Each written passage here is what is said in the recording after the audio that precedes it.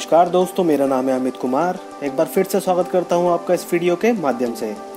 तो दोस्तों, हाइट कम रह जाना या हाइट का रुक जाना आजकल एक आम समस्या हो गई है। मोस्टली लोगों का ये मानना है कि किसी व्यक्ति की हाइट 85 से 95% डिपेंड करती है जेनेटिक्स पे, मतलब पेरेंट्स या ग्रैंड पेरेंट्स की हाइट पर, जो कि गलत भी नहीं है। पर मैं इस परसेंटेज को थोड़ा कम करना चाहूँगा। अब जेनेटिक्स पे 60 से 70% ही डिपेंड करती है, क्योंकि देखा गया है कि जिनके पेरेंट्स की हाइट अच्छी है, उनके यदि 3 बच्चे हैं तो एक की हाइट ही अपने पेरेंट्स पे जाती है, बाकी 2 की हाइट उनके पेरेंट्स से कम रह जाती है। और ऐसे लोग हाइट बढ़ाने के लिए मोटी सोल के शूज़ पहनते हैं, शूज़ के अंदर एक मोटी लेयर लगा के पहनते हैं। ऐसे लोगों को हाइट पे सबसे ज़्यादा ताने उनके बेस्ट फ्रेंड्स ही कसते हैं, जिसके मैं सख्त खिलाफ हूँ।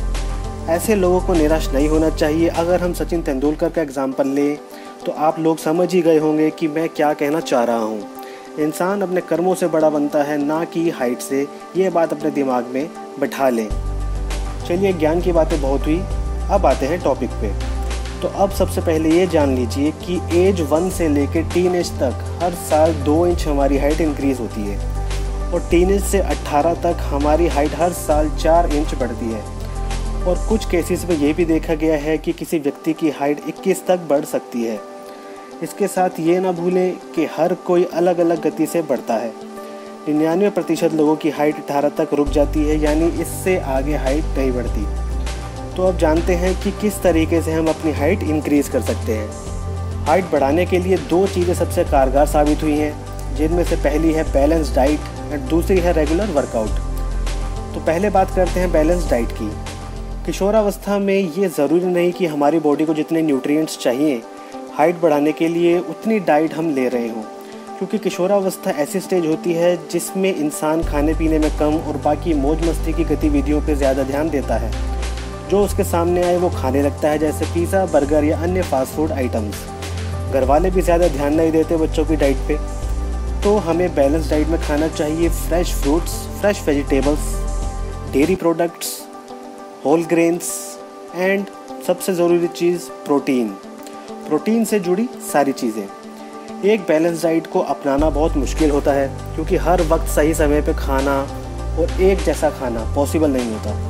पर जिसने ये अपना लिया उसकी हाइट कुछ समय में ज़रूर बढ़ेगी। जिन चीज़ों से हमें दूर रहना है वो है sugar, trans fat and saturated fats, और साथ ही में अवॉइड करें अल्कोहल और स्मोकिंग को, क्योंकि ये ऐसी चीज़ें हैं जो हाइट बढ़ने में रुकावट पैदा करती है।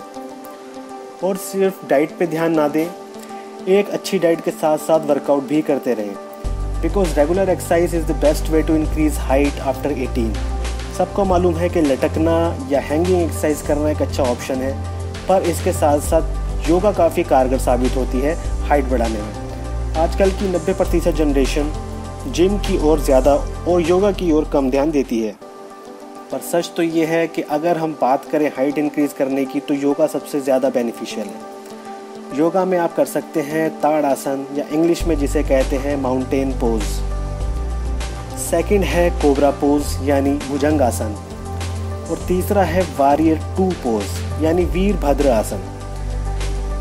इन तीनों आसनों से आपको हाइट बढ़ाने में मदद मिलेगी, और आपका बैठने या खड़े रहने का तरीका या पोस्चर भी ठीक होगा। कुछ लोगों की हाइट इसलिए कम लगती है क्योंकि वो झुक के खड़े होते हैं। कुछ हाइट इंक्रीज़ करने के सप्लीमेंट्स भी हैं, जिनका लिंक मैंने डिस्क्रिप्शन में दे दिया है।